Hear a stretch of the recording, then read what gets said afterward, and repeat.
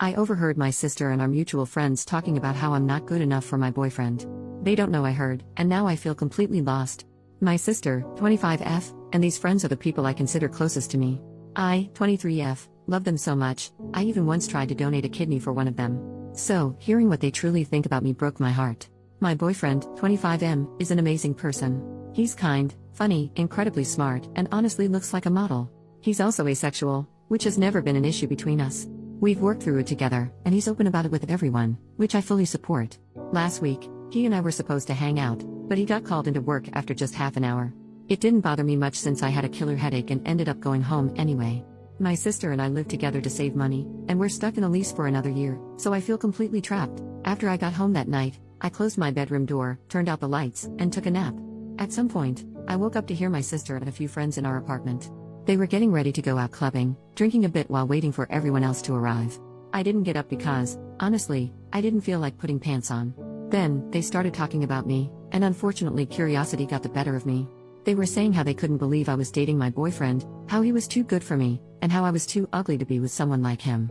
My sister chimed in, suggesting that his asexuality was just an excuse to avoid being intimate with me. Hearing that hurt so much because I've confided in her about my insecurities before. It got worse. They mocked my learning disability, using the R word, which I can barely stand to even think about. They made fun of my job, said I wasn't financially stable, and even joked that I'd have to beg to get fucked. All of them laughed and joined in. By that point, I was crying quietly in my room. I felt so hurt. After they left, I just stayed in bed, numb and unsure what to do. Since then, I've tried to avoid them, getting up early, staying out late, or spending time at my boyfriend's place. I've been answering their messages but in a colder and more distant way. I know I need to talk to them, even if it's just to say goodbye. But right now, I feel too ashamed and hurt to even open my mouth. My boyfriend has noticed something's wrong and he's worried, but I can't shake off what they said. Even though I know my boyfriend really is asexual and cares for me, their words have made me feel like I'm not worthy of being with him. My sister has always been my best friend. I've shared with her how insecure I feel, how I sometimes feel too ugly and stupid to deserve him. I even showed her our messages and confided in her about his asexuality. The fact that she could say these things behind my back and that none of my friends stood up for me, it hurts more than I can put into words. I don't know what to do. Maybe I could break the lease, even though it would be expensive.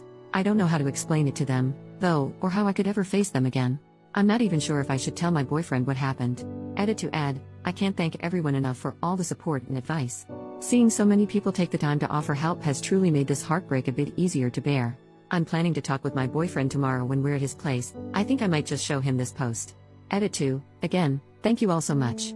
I've been overwhelmed by the kindness from strangers on the internet, and it's helped me feel less alone in all this. I really need to get some sleep now, but I'll be back tomorrow to respond to more of the comments. Thank you, everyone. Update, 10 days later. Hey everyone, first off, I just want to thank you all for the messages and comments on my last post. The support honestly helped me get out of bed and face the day.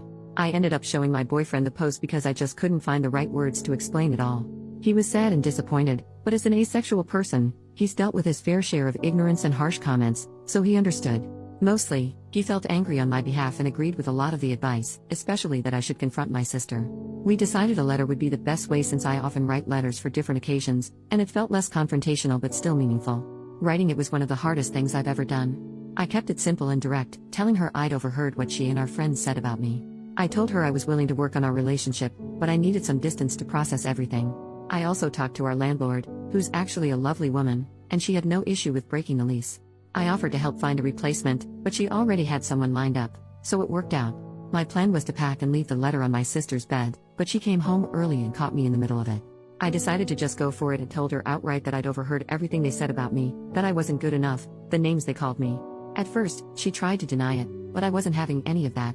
Then she tried to downplay it, saying I was overreacting, but I just looked at her, not saying a word. Eventually, she apologized and started crying, and for a moment I thought we might actually work things out. But then she shifted, making it all about her. Here were her main points. I just can't understand how hard it is to be pretty, no joke. I don't get how she feels because I'm used to not being the best. It's not fair that I get to date a gorgeous guy who's out of my league while she's single. She feels embarrassed when we go out, and people assume my boyfriend is hers, not mine. She knows asexuality isn't real and thinks we're just doing this for attention. I just froze. I wish I had something to say, but I was too stunned to speak. She then said she needed to go out to recover from our traumatic conversation and left. I just finished packing, left the letter on her bed, and moved out. Right now, I'm staying with my boyfriend while I look for a room closer to work. I also wrote letters to my friends and sent them out before blocking them on all social media and contacts. I'm sure they'll find a way to approach me since we work near each other, but honestly, I don't care. On top of all this, I had dinner with my parents last Friday. I told them an edited version of what happened, leaving out anything about my intimate life, and explained that I broke the lease and cut ties with my friends. Their reaction? They said I shouldn't be angry because it's true, and that when they first met my boyfriend, they thought I was playing a prank. My dad even said I was being selfish for breaking the lease and betraying my sister's trust because you don't do that to family. Since then, I've been ignoring them, my sister included. I'm okay, honestly just more tired than anything else. Relevant comments.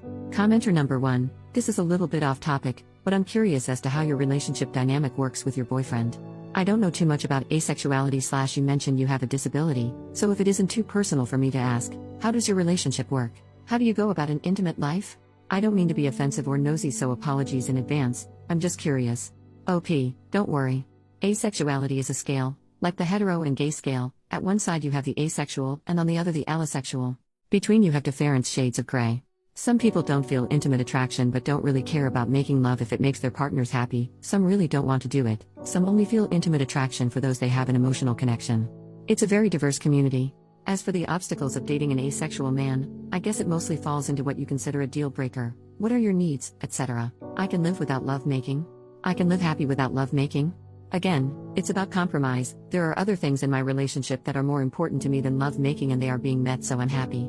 I guess it just goes down to, if you can't date someone without love making, that's okay.